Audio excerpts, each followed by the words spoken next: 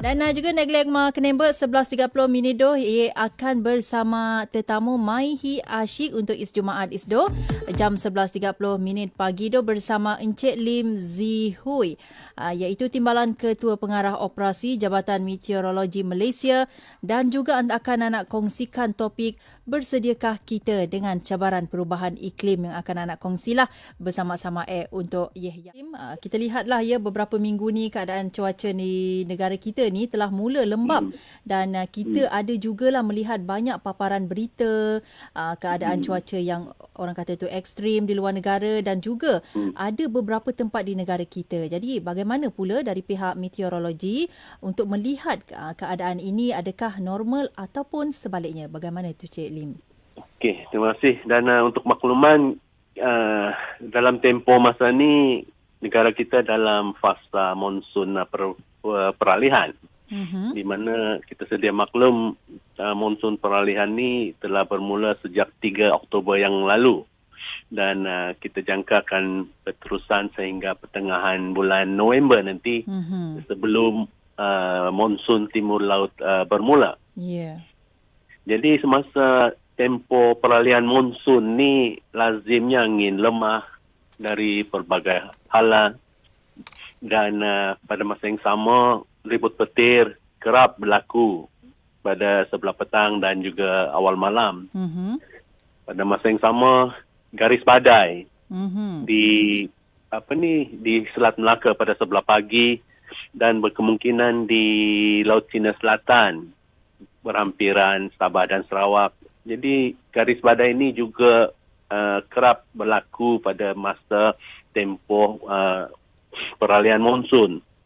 Jadi dia memberikan kesan kepada cuaca lembap di negeri-negeri pantai barat Semenanjung, barat Sabah dan juga di Sarawak. Jadi fenomena cuaca yang kita alami ini semasa peralihan monsun adalah normal, biasa berlaku. Cumanya apa yang berlaku pada tempoh mana-mana monsun pun kejadian cuaca ekstrim tadi. Jadi kejadian cuaca ekstrim seperti yang baru-baru berlaku di utara Semenanjung yang melibat negeri Perlis, Kedah. Yang Kedah tu khususnya Pulau Langkawi. Jadi dia boleh mengakibatkan bencana alam seperti banjir. Jadi itulah kadang-kadang dalam tempoh mana-mana monsun pun keadaan kejadian cuaca ekstrim tadi yang agak merisaukan. Betul. Gitu. Betul tu. Jadi apa pendapat Tuan ya? Apa faktor yang orang kata mempengaruhilah perubahan iklim dengan ekstrim di negara kita ini? Bagaimana tu Encik Lim?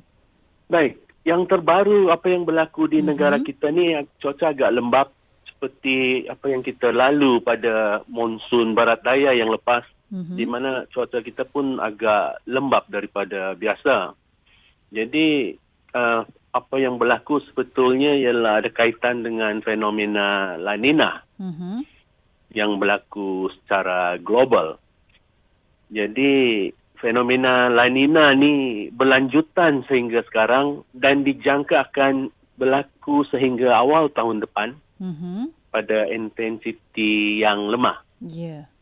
Jadi fenomena La Nina kali ini agak begitu istimewa ataupun merupakan sejarah dalam fenomena La Nina. Dia telah berlaku hampir 3 tahun, bermula daripada tahun 2020.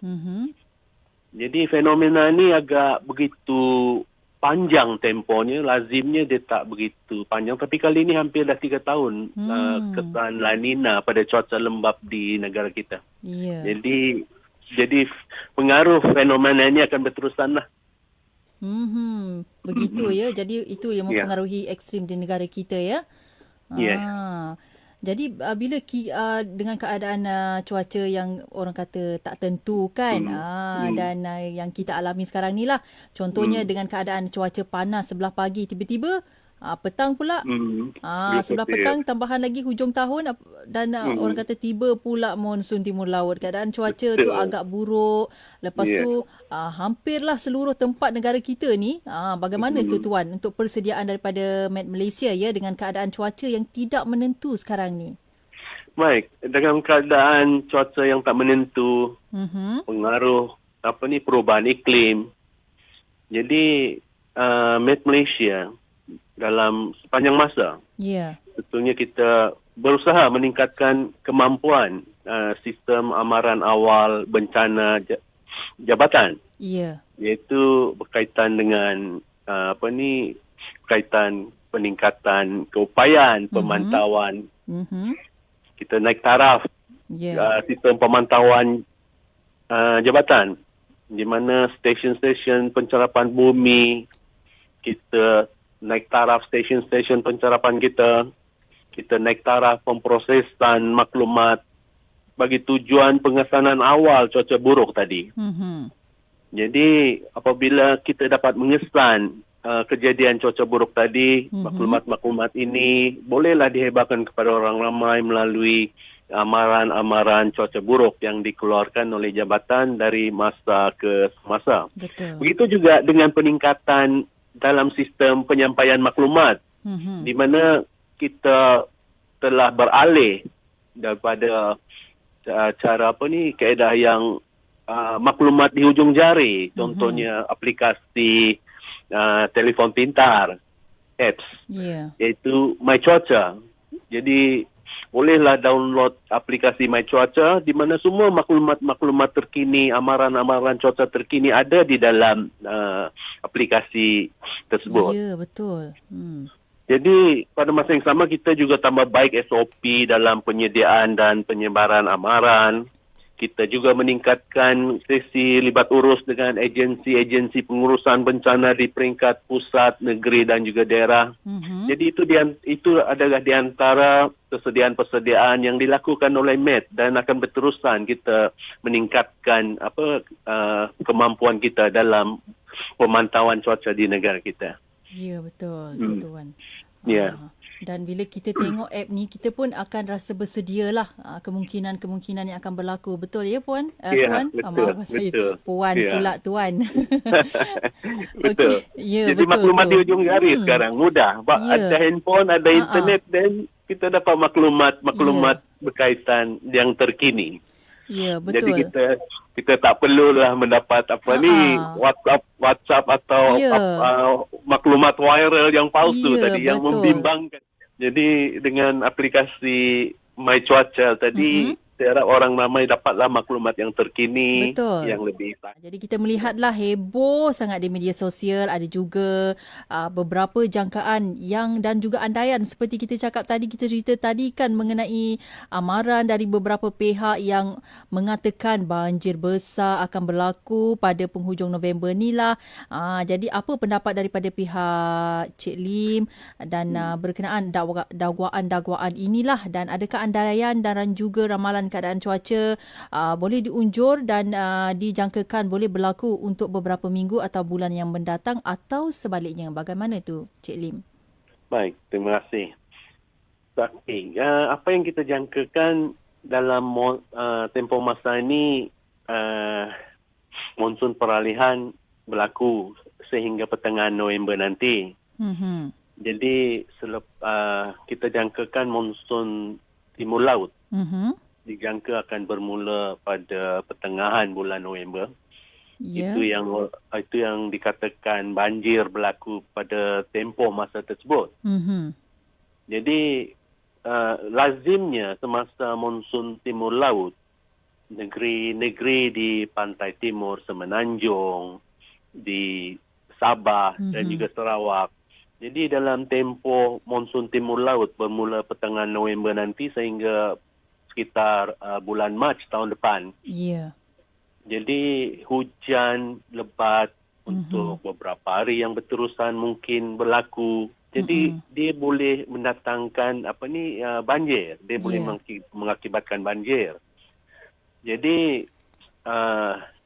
tentang berapa besarnya banjir tersebut buat masa ini, seperti yang telah kita perkatakan sebelum ni, intensiti hujan semasa monsun timur laut pun kita sukar nak tentukan untuk beberapa minggu atau bulan ke hadapan. Tapi apa yang kita boleh maklumkan bahawa hujan monsun dari pertengahan November sehingga Mac tahun depan akan berlaku seperti lazimnya berlaku semasa monsun timur laut tahun-tahun yang sudah. Jadi kesan untuk selain daripada negeri-negeri pantai timur Semenanjung, negeri-negeri pantai barat Semenanjung juga akan terkesan. Ya. Sekiranya berlaku luruan angin monsun yang kuat, di mana cuaca lembap yang berlaku di sebelah negeri-negeri pantai timur Semenanjung, dia boleh melimpah ke negeri-negeri pantai barat Semenanjung. Jadi begitulah keadaan yang kita jangka berlaku sepanjang monsun timur laut pada tahun ini sehingga Mac tahun depan. Jadi tempat-tempat yang lazimnya banjir seperti biasanya ya akan berlaku banjir. Cuma apa yang dikatakan tentang skala banjir tadi pada masa ini memang sukar untuk ditentukan lah. Ya. Ya. Jadi pesanan dan juga gesaan tuan lah kepada rakyat Malaysia untuk mereka-mereka ya, terutama kepada mereka yang berada di lokasi-lokasi yang berisiko tinggi kan, terutamanya yang biasanya menghadapi kesan langsung keadaan cuaca buruk ini. Apa pesanan tuan? Baik, seperti yang berlaku pada tahun-tahun sudah, mereka yang biasa dengan hujan monsun dan banjir ni, mereka dah saban tahun berlaku, mereka tahu apa yang patut dilakukan. Betul. Cumanya mereka yang jarang berlaku banjir di kawasan-kawasan mereka, kenalah buat persediaan seperti mematuhi arahan-arahan agensi pengurusan bencana apabila dikehendaki berpindah. Betul. Menjaga keselamatan diri, keluarga, dan yang penting juga ialah dokumen-dokumen penting harus dijaga juga, harta benda semua, dan sentiasa mendapatkan maklumat yang terkini. Betul. Berkaitan amaran cuaca yang dikeluarkan oleh Met Malaysia.